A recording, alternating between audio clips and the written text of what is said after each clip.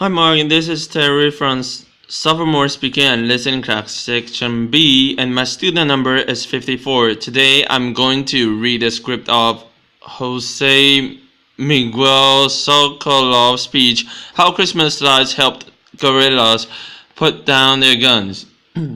So I thought a lot about the first word I'd say today, and I decided to say Colombia. And the reason I don't know how many of you have visited Colombia, but Colombia is just north of the border with Brazil. It's a beautiful country with extraordinary people like me and others, laughter, and it's populated with incredible fauna and flora.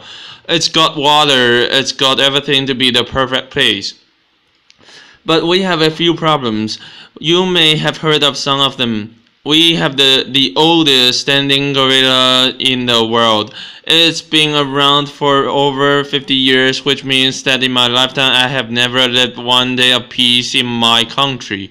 This gorilla and the main group is the FARC guerrillas, Revolutionary Armed Forces of Colombia. They have financed their war by kidnapping, by extortion, by getting into the drug trade, by illegal mining.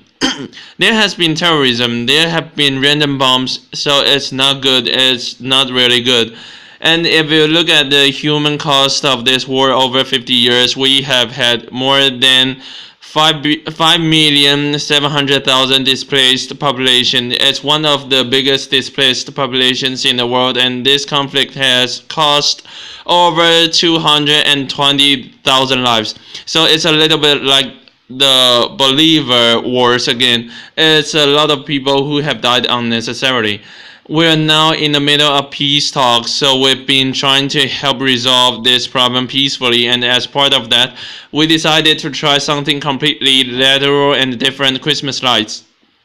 So Christmas lights, and you're saying, what the hell is this guy going to talk about? I'm going to talk about gigantic trees that we put in 9 strategic pathways in the jungle covered with Christmas lights. These trees helped us demobilize 331 guerrillas, roughly 5% of the guerrilla force at the time. These streets were lit up at night, and they had a sign beside them that said, if Christmas can come to the jungle, you can come home demobilized. At Christmas, everything is possible. So how do we know these streets worked? Well, we got 331, which is okay, but we also know that not a lot of guerrillas saw them. But we know that a lot of guerrillas heard about them, and we know this because we are constantly talking to demobilized guerrillas. So let me take you back 4 years before the trees. 4 years before the trees, we were approached by the government to help them come up with a communication strategy to get as many guerrillas as we could out of the jungle. The government had a military strategy, it had a legal strategy, it had a political strategy, but it said we don't really have a communication strategy, and it probably would be a good thing to have.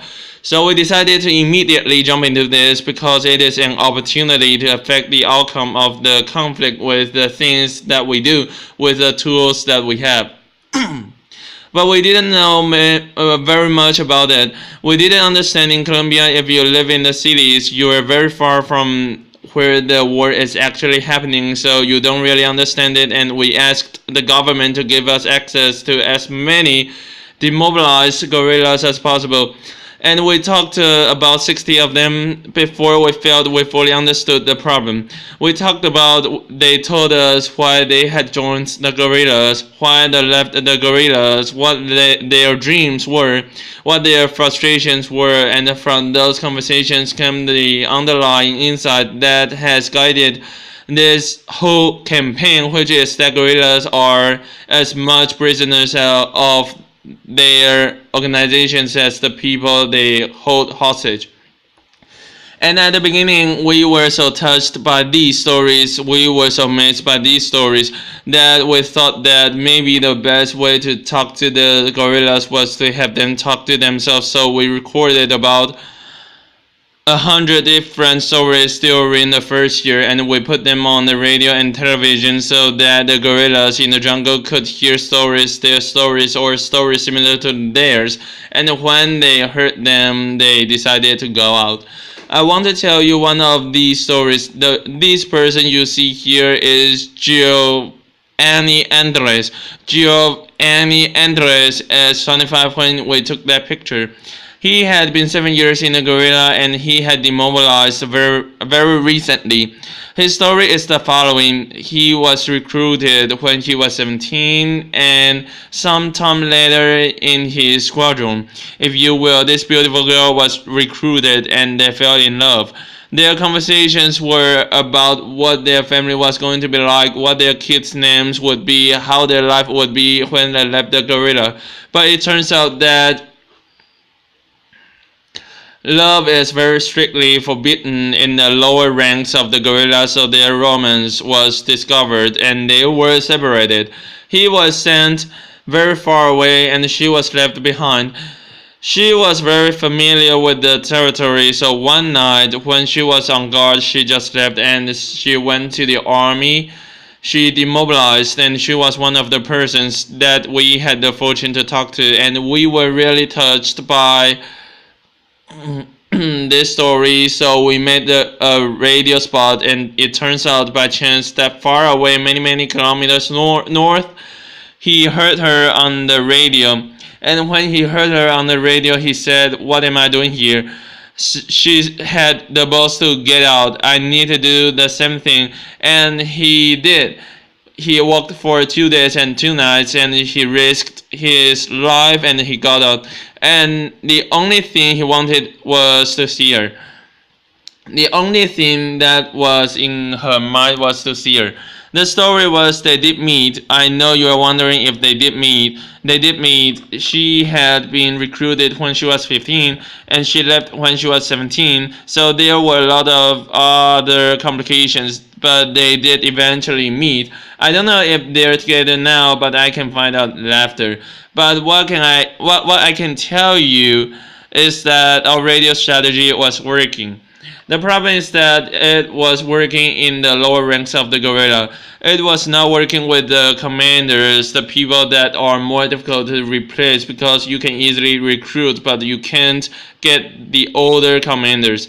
So we thought, well, we'll use the same strategy. We'll have commanders talking to commanders, and we even went as far as asking ex-commanders of the gorilla to fly on helicopters with microphones telling the people that used to fight with them, there is a better life out there. I'm doing well. I'm doing good. This is not worth it, etc. But as you can all imagine, it was very easy to counteract. Because what was the gorilla going to say? Yeah, right. If he doesn't do that, he's going to get killed. So it was easy, so we were suddenly left with nothing because the gorilla were spreading the word that all of those things are done because if they don't do it, they are in danger. And some brilliant person in our team came back and said, you know what I noticed? I noticed that around Christmas time there have been peaks of demobilization since this war has started. And that was incredible because that led us to think that we needed to talk to the human being and not to the soldier. We needed to step away from talking from government to army, from army to army, and we needed to talk about the universal values, and we needed to talk about humanity. And that was when the Christmas tree happened. This picture that I have here, you see this is the planning of the Christmas trees, and that man you see there with the 3 stars is Captain Juan Manuel Valdez.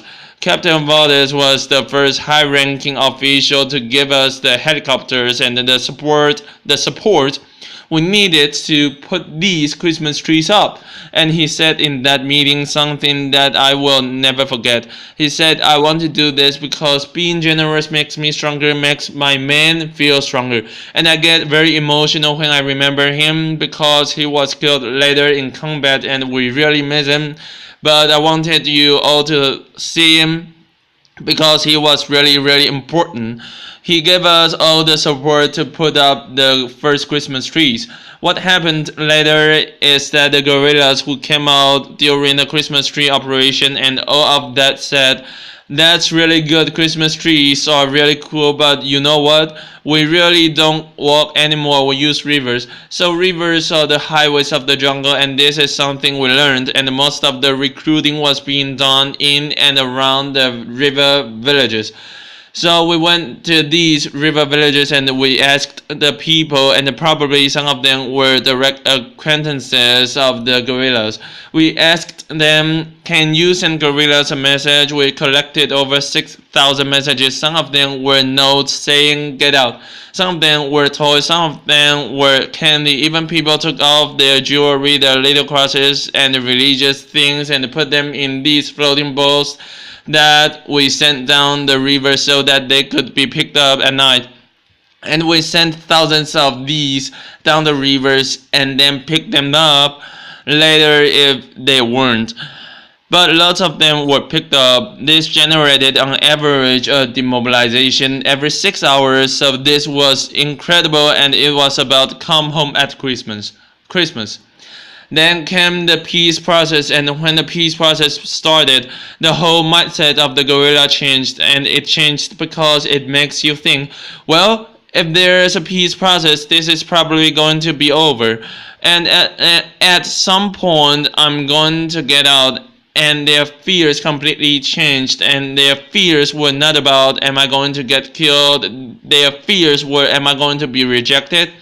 When I get out of this, am I going to be rejected? So the past Christmas, what we did was we found 27 mothers of the guerrillas, and we asked them to give us pictures of their children when they only could recognize themselves so as not to put their lives in danger, and we asked them to give the most motherly message you can get, which is, before you were a guerrilla, you were my child, so come home. I'm waiting for you. You can see the pictures here. I'll show you a couple. Applause. Thank you. And these pictures were placed in many different places, and a lot of them came back, and it was really, really beautiful. And then we decided to work with society. So we did mothers around Christmas time. So let's talk about the rest of the people. And you may be aware of this or not, but there was a World Cup this year, and Colombia played really well, and it was a unifying moment for Colombia. And what we did was tell the guerrillas, come, get out of the jungle, we are saving a place for you. So this was television, this was all different types of media saying, we are saving a place for you. The soldier here in the commercial says, I'm saving a place for you right here in this helicopter so that you can get out of this jungle and go enjoy the World Cup. Ex-football players, radio announcers, everybody was saving a place for the gorilla. So since we started this work a little over 8 years ago, 17,000 gorillas have demobilized. I do not applaud. Thank you. I don't want to say in any way that it only has to do with what we do, but what I do know is that our work and the work that we do may have helped a lot of them start thinking about demobilization, and it may have helped a lot of them take the final decision. If that is true, advertising is still one of the most powerful tools of change that we have available. And I speak not only my behalf, but on behalf of all the colleagues I see here who work in advertising, and of all the team that has worked with me to do this, that if you want to change the world or if you want to achieve peace, please call us. We'd love to help. Thank you. Applause.